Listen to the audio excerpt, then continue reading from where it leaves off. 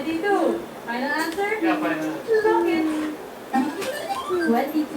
Gusto kayo kayo naman po. Ano po muna? My guess is nasa 25. 25. Po si Marco. Final answer? Final answer, 25. Final answer, 25. Banat pa daw yung lilig. Sa Lego Master. Kayo po, Banat eh. Miss Ayla. Tingin mo po, ano yung age ni Marco? 23. 23. Kukuha po si. Final answer po? Yes po. Final answer? 23. Final answer, bossing, for this round, we have 25, 23, and 22. Oh! May naka-eksakto sa unang hula. Sino kaya? 5,000. Sino kaya? Ikaw iyan. Nasa ilang taon na nag-tingin mo si... Oh. Ano ko, parang hindi naman yung... Yan yun eh. Dito po, dito po. Pili. Di ba pumunta siya doon? Kilala mo ba si Marco? Ako na, nung nag-vlog po ako sa Puno sa Lakbayo Festival, gusto ko siya sa mga ginawa namin natin sa Ah, Master. sige. Alam natin kung ano yung lakbayo na yan. Pero sa ngayon, alam mo na natin sino ang naka-eksakto. If the age is right, ang sabi ni Cleo, 25, Dami sila doon eh. Sila po sa Ayla. kanya babaw. 23, RJ, Ang dami babae eh. No? 22. No? Sino kaya ang naka-eksakto? Sino kaya ang mga ka-5,000? Alamin natin, age reveal!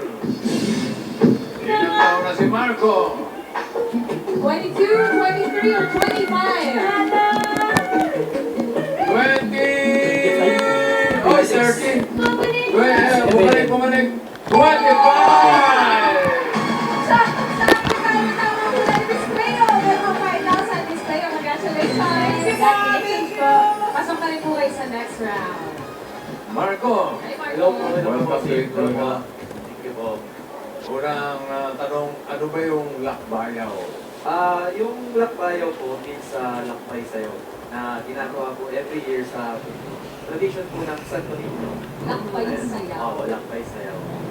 Ay, Yes. ayan. So, ito pala nasa picture na to.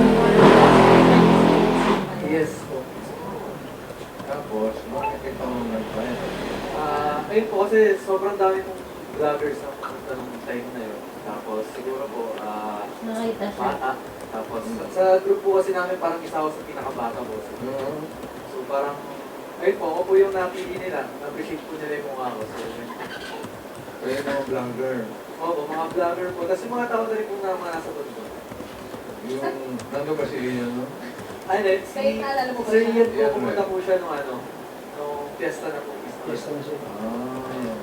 Yung iba kasi bossing, tulad ni Ian, hindi yung fiesta yung pinupunta yun. Huh? Si Marco. Kasi nga nag-viral talaga siya. Nag-trending yung video po niya na sumasayaw bossing. Lakbayaw. Wala pare, pag nagpupunta siya, siya nagpe-fiesta. Taga-tondo po talaga ako. Born in a race po sa Tondo. Born in the Uy, ka na. Tapos yung lakbayo, meron ba yung dance group or kahit sino welcome to join? Kahit naman po sino welcome to join. So sa Lakbayo po kasi merong kanya-kanyang group. So sa group po namin na Willis Team, puro po lalaki lang po yung pwede. Ayan. Tapos may leader, wala naman siya. Meron po. Ikaw yung leader. Ay, hindi po. Si Kuya Willie po yung nag-organ. Yung mismo may-ari po ng Willis Team. Siya yung may-ari ng Willis Gym. Opo, nag-group po. Ano ba tingnan mo nga naman? Yung kailan ba yan? Fiesta ng Santo Niño? Tuwing second week po ng January. January. Ayan. Di ba Every year November? po ng Santo Niño. May sa fiesta ng Santo Opo. Niño. November, saan yan? Every Saturday. Kahit magka-Easteras po ng ano. Every year ka ba nagpa-participate? Ngayong year lang po ako sumali. Mm. Kasi nga po, ayun po, in-encourage lang po ako ng tito ko na sumali. Kasi tradition na rin po yung ginagawa. So, ayun po. Sobrang blessed ko lang din kasi nagkaroon ng opportunity na ganito. Ayun. So after nung lakbayaw, nag-viral ka, ano nang pangyayari sa mga buhay natin? Ayun po, sobrang blessed ko nga